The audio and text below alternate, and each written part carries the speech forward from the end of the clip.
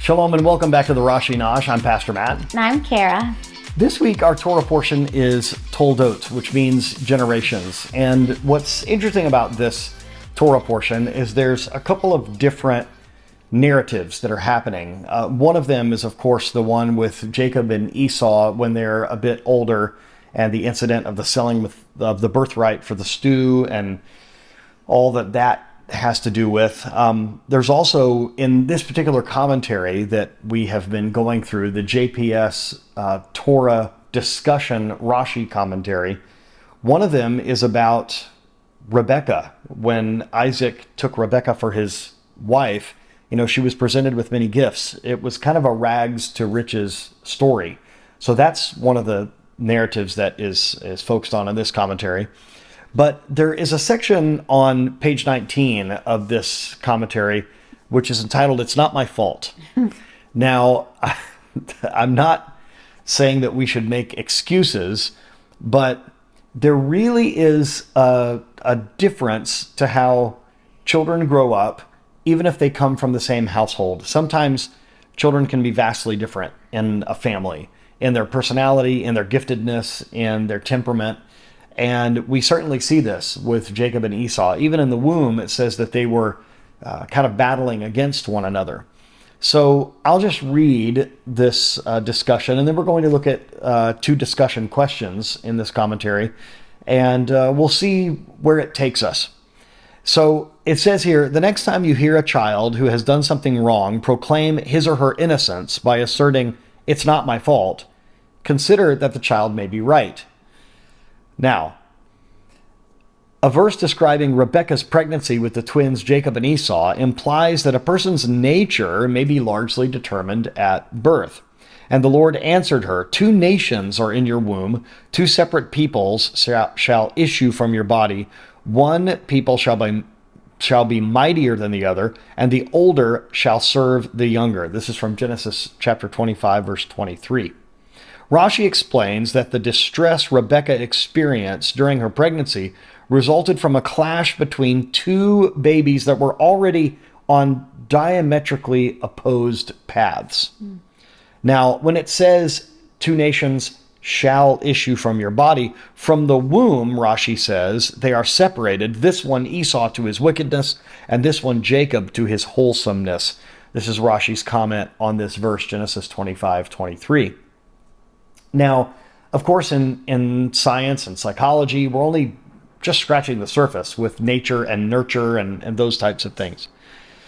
So it continues on here. "While researchers are only beginning to understand why children from the same background can be so different, there is consensus that significant behavioral differences exist from birth.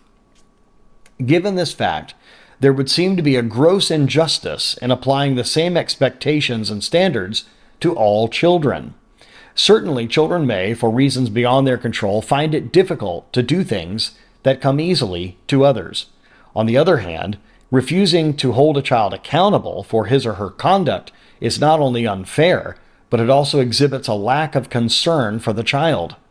An alternative approach is to assess the demonstrated abilities of a child and set one's expectations and standards for that child accordingly." I think that's very wise.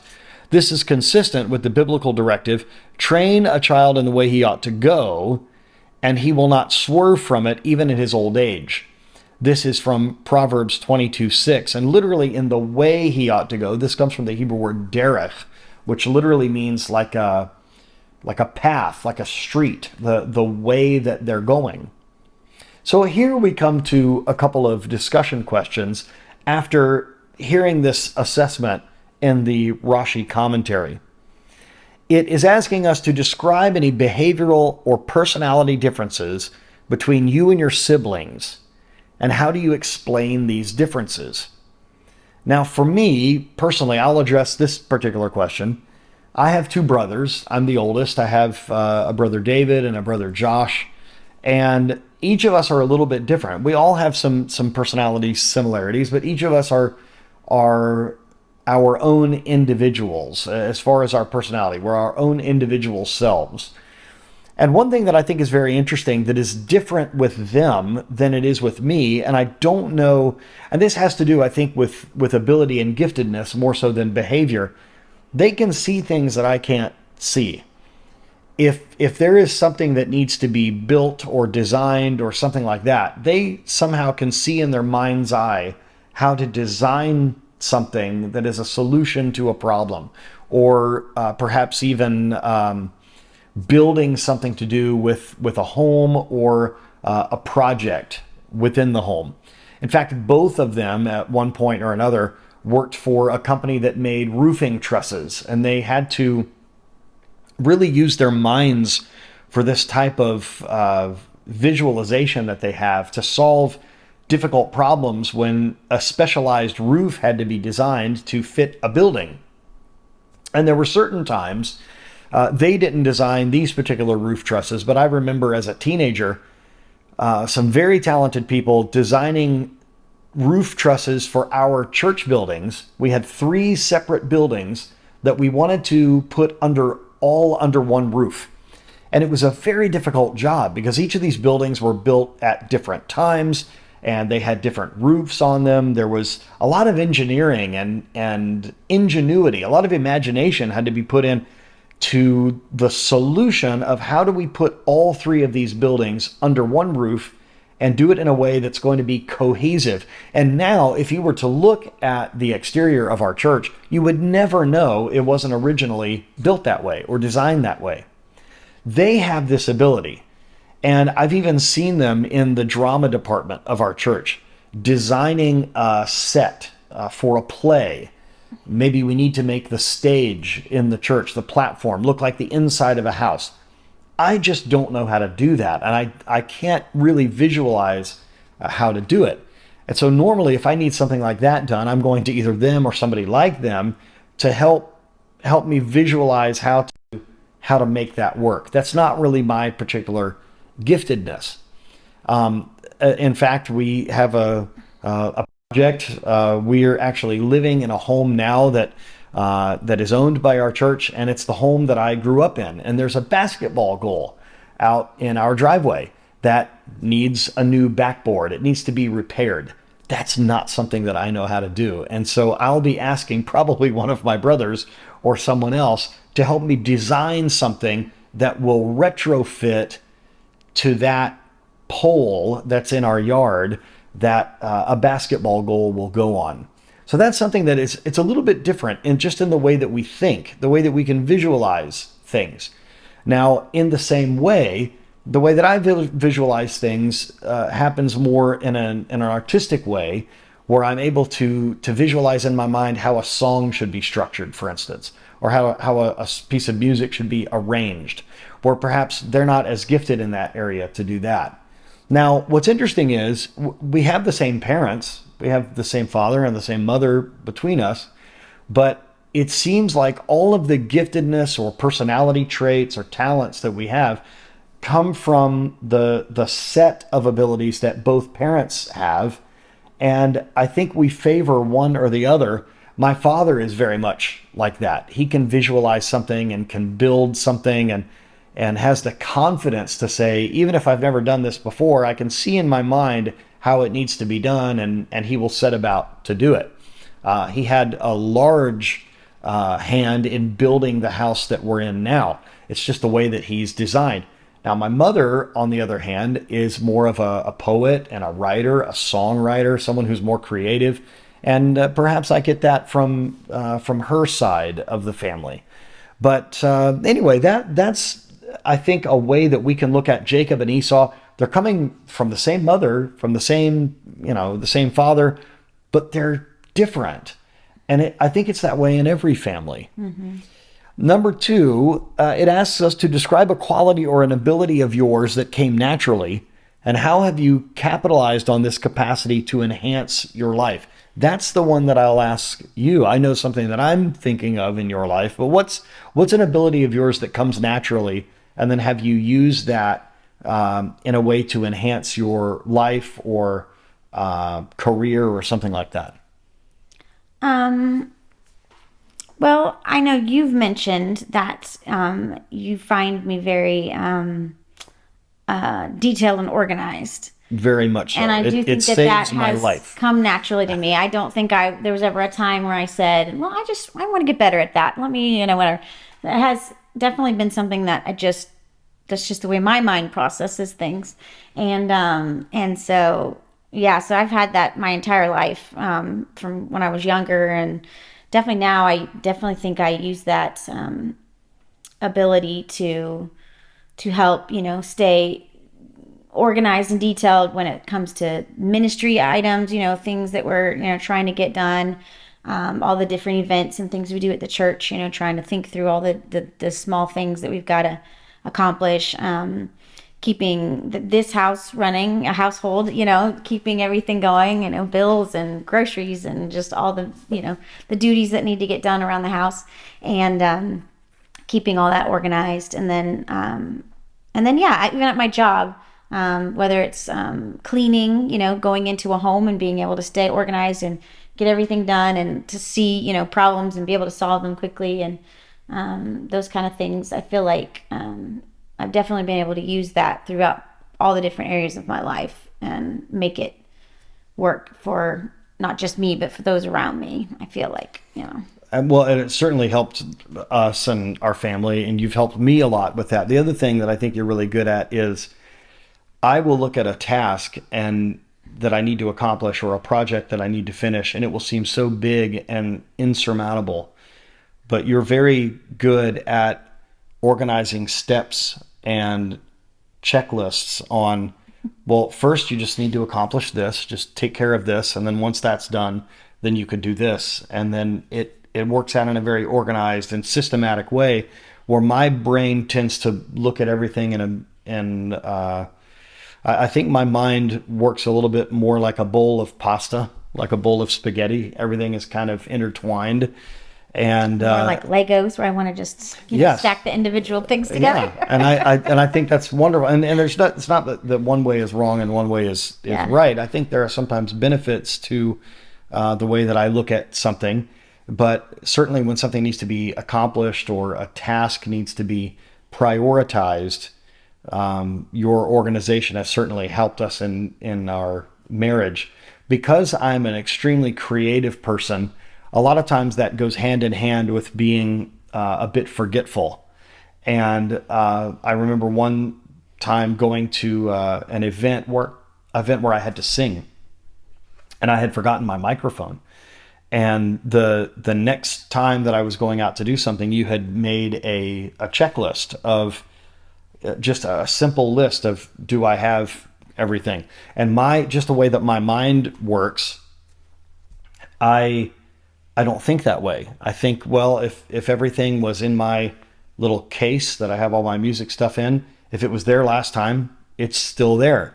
Not thinking of it, it may have been borrowed, or I may have taken that microphone out to use for something else and I have forgotten that. So just something so simple as making a checklist does not come naturally to me.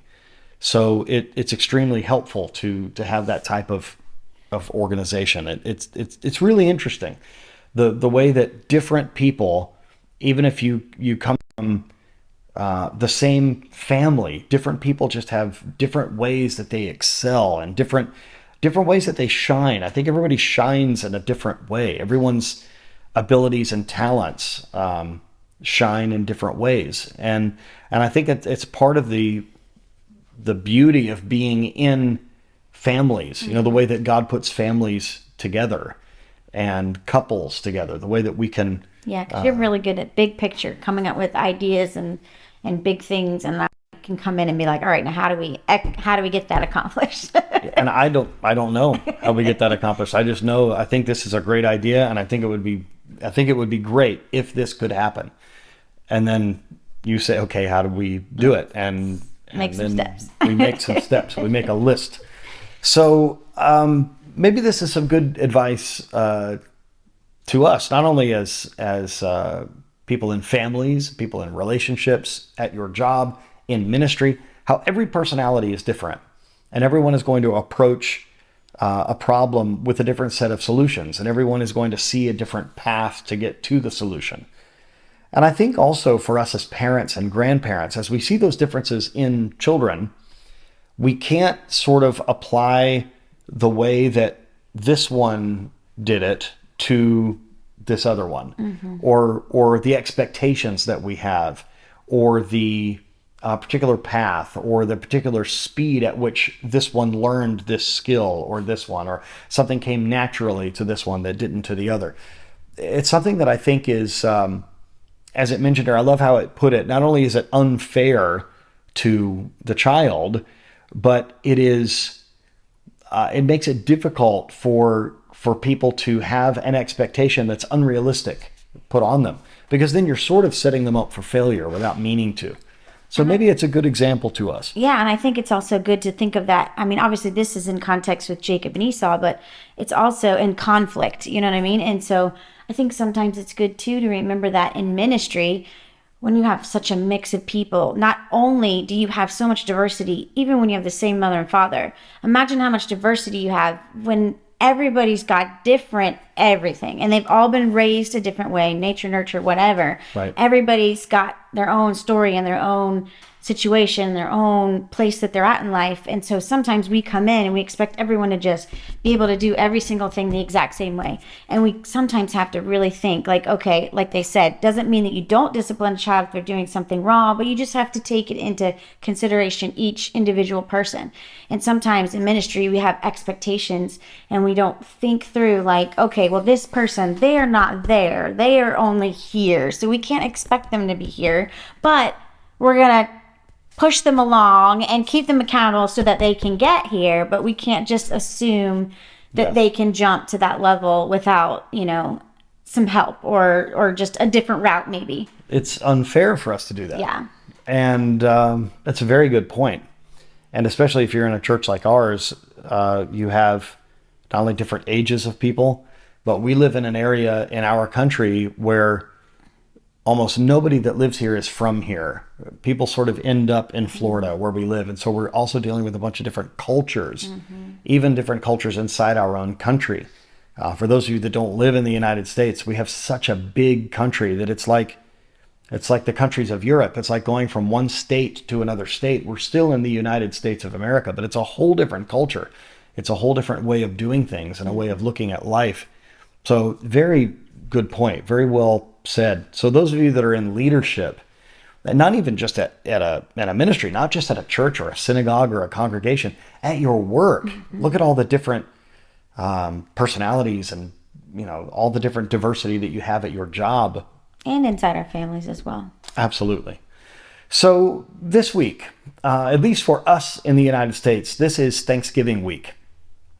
This is a holiday that we have set aside to thank God for the blessings that he has given us. And so when we talk about families and things for us in our culture, this is when we get a whole extended family together. And this house, which is very quiet right now, will have over 20 people in it in just a few days. And so there will be a lot of different things going on. And we will recognize that all those differences and those things. So from our family to yours, if you are in the United States, we wish you a happy Thanksgiving.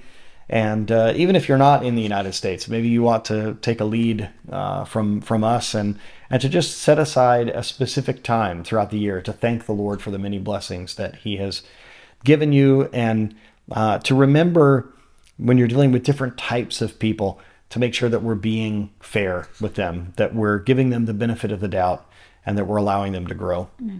Thank you so very much for joining us, as you do every week. And we thank you for all of your wonderful comments and thank you for all of your encouragement. And coming up in February, we will be traveling to Australia and Korea.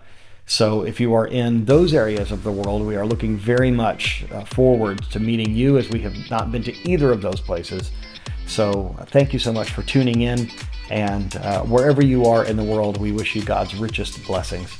Shalom.